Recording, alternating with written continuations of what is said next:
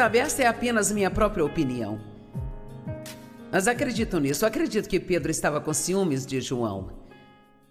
Porque eu conheço a personalidade de Pedro. Está registrado na Bíblia pelo menos 7 vezes que João disse: eu sou o discípulo amado de Jesus. Agora, não sei você, mas eu teria muita dificuldade para lidar com isso. Sim, eu sou o discípulo a quem Jesus ama. Agora, o Mike, eu e o pastor Shepard estávamos conversando sobre isso. É provável que ele tenha tido uma grande revelação de que Deus o amava. Ele não estava tentando ser o espertalhão, mas, no entanto, se você tivesse algum tipo de insegurança ou ciúme em você, isso seria irritante, sabe? Eu sou o discípulo a quem Jesus ama. Bem, em João 21, começando no verso 14, a maioria de vocês vai lembrar disso. Jesus disse a Pedro: Pedro, você me ama? Sim, Senhor, sabes que eu te amo. Alimente minhas ovelhas. Segunda vez: Pedro, você me ama? Sim, Senhor, sabe que eu te amo bem. Alimente minhas ovelhas. Pela terceira vez ele perguntou: Pedro, você me ama? Agora isso está começando a incomodar Pedro, porque Jesus continuava perguntando a mesma coisa de novo, e ele disse: sim, o Senhor sabe que eu te amo. Alimente minhas ovelhas. Bem, esta é uma espécie de nota de rodapé para essa mensagem, mas o resumo de tudo isso é: bem, se você realmente me ama, então vá ajudar as outras pessoas.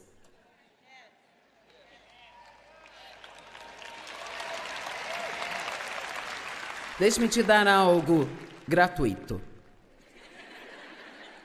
Não tem nada a ver com a mensagem de hoje, mas deixe-me te dar algo de graça e você pode guardar no bolso e levar para casa. O que é que você está fazendo para ajudar aos outros?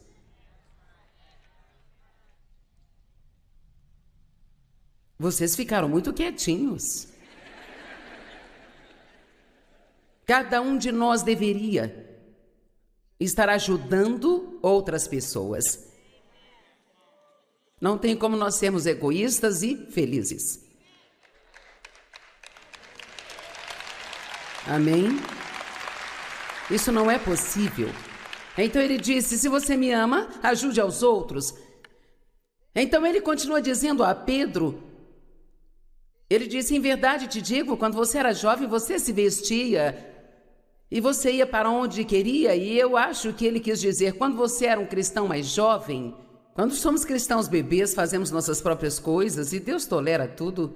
Ele ainda tem muito trabalho a fazer na nossa vida, mas ele diz, quando você envelhecer, ou digamos que ele quis dizer, quando você amadurecer mais, outro então vai guiar você e te levar a lugares onde você não deseja ir. E ele disse isso a Pedro para indicar a ele que tipo de morte ele morreria para glorificar o Senhor. E sabemos que Pedro foi crucificado de cabeça para baixo numa cruz. Quando disseram que ele seria crucificado, ele pediu para ser crucificado de cabeça para baixo, porque ele não queria ser crucificado como seu Senhor. Ele achava que não era digno disso. Mas aqui está a parte que eu amo. Ele disse: você me ama? Você me ama, você me ama, então vai haver coisas mais difíceis acontecendo na sua vida. Este é o tipo de morte que você vai sofrer para glorificar-me. E o que Pedro disse sobre isso? Pedro se virou e ele viu aquele discípulo a quem Jesus amava. Bem, é claro, ele estava lá, seguindo-os. Este foi aquele que se deitou no peito de Jesus durante a ceia e disse: Senhor, quem vai te trair? E quando Pedro viu a ele, ele perguntou: Senhor, e quanto a ele?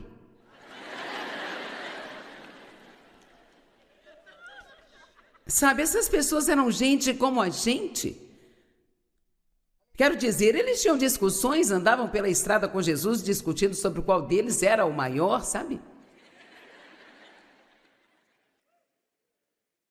E quanto a este homem, o que vai acontecer com ele? Agora ouça. Jesus respondeu: se eu quiser que ele permaneça vivo até que eu volte, o que você tem com isso? Em outras palavras, se eu conseguir deixar tudo claro, porque eu só tenho mais 9 minutos, Sabe, aquilo que Deus decide fazer com as outras pessoas absolutamente não é da nossa conta.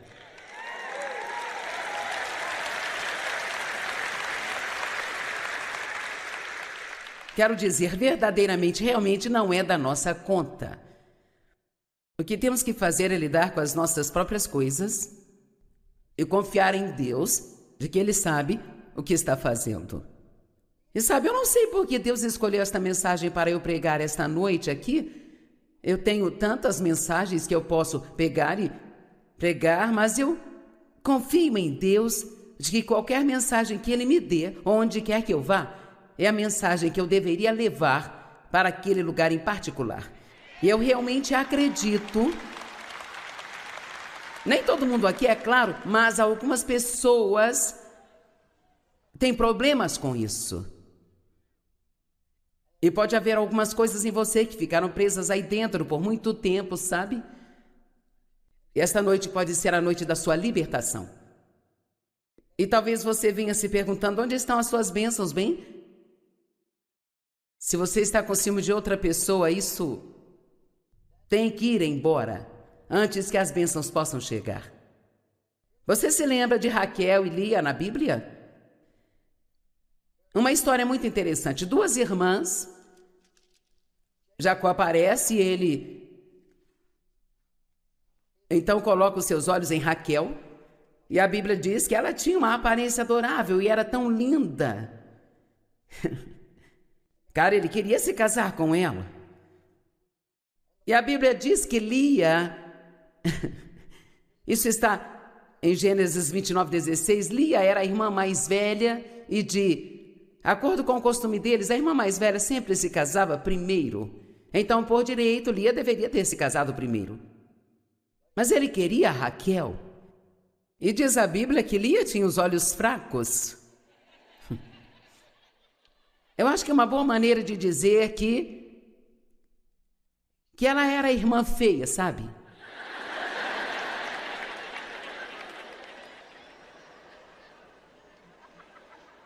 E eu poderia ser mais legal e dizer que ela não era tão atraente, mas eu quis ir direto ao assunto.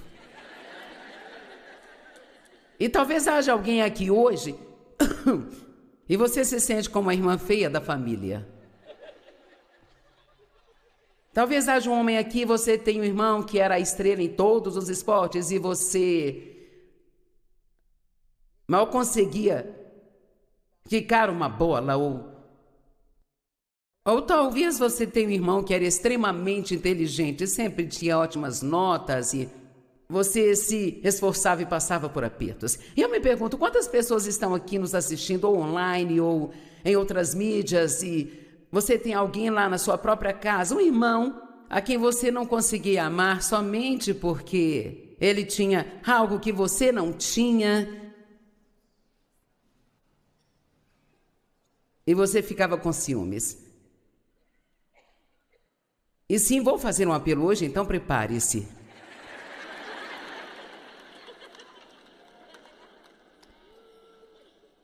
Bem, eu vou me arrepender com o Senhor quando chegar em casa? Não, a Bíblia diz, confesse seus pecados uns aos outros para que possam ser curados e restaurados. Não há nada melhor para nós do que chegar na frente de todos e dizer, sim, eu tenho problema com isso. E estou confessando. Algo rompe dentro de você quando faz isso. Amém?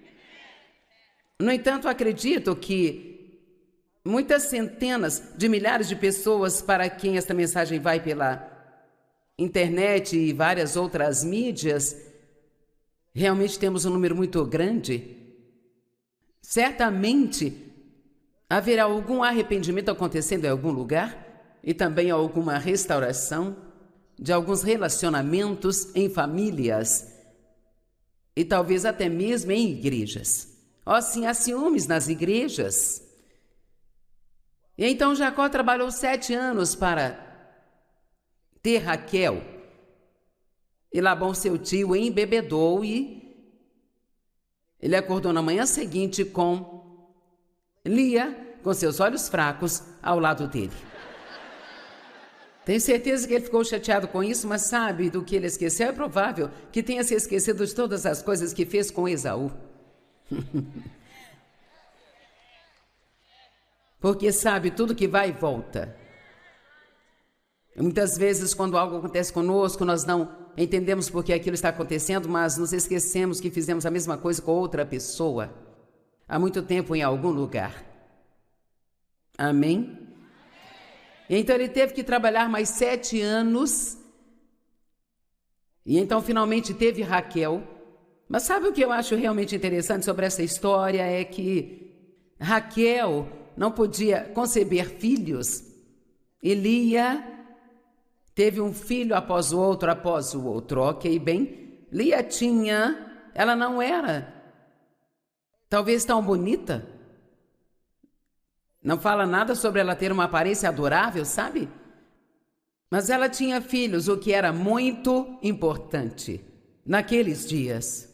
Raquel era linda, tinha uma aparência adorável, mas ela foi incapaz de ter filhos por um longo tempo. E, eventualmente, ela finalmente teve. E, ao estudar essa história, Deus me ensinou que ninguém recebe tudo, mas todo mundo recebe algo. Sim. Então, se você parar de olhar para o que você não tem, e o que outra pessoa tem que você gostaria de ter, e se você deixar Deus te mostrar o que você tem, aí você pode começar a fazer funcionar e desfrutar do que você tem, em vez de ter ciúmes daquilo que você não tem. Amém? Alguém pode dizer amém? Agora, deixe-me perguntar.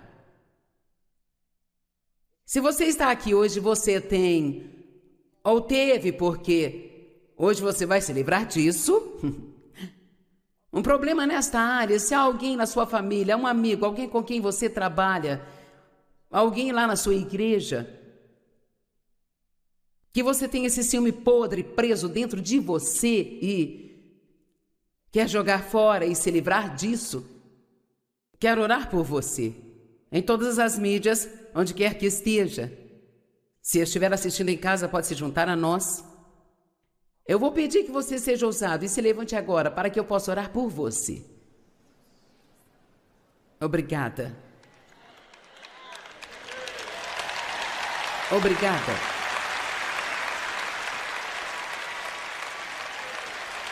A melhor maneira de ser liberto é sendo honesto. Bem, temos todas aquelas pessoas na galeria. Não vejo quase nenhum de vocês levantados. Aí estão vocês. Tudo bem, vamos orar. Pai, eu oro em nome de Jesus para que você quebre a escravidão do ciúme nessas pessoas e que elas sejam libertas deste lugar hoje e que sejam capazes de abençoar aqueles que têm o que elas querem, confiando que o que for o certo para elas, você dará exatamente na hora certa. Ajude-as a enxergar os dons que elas têm e a apreciá-los.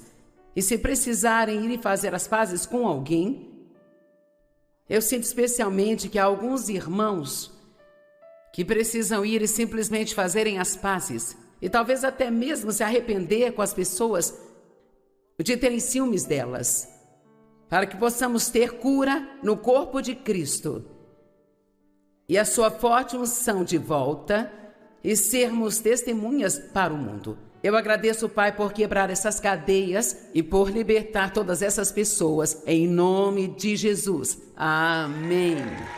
Amém. Deus abençoe.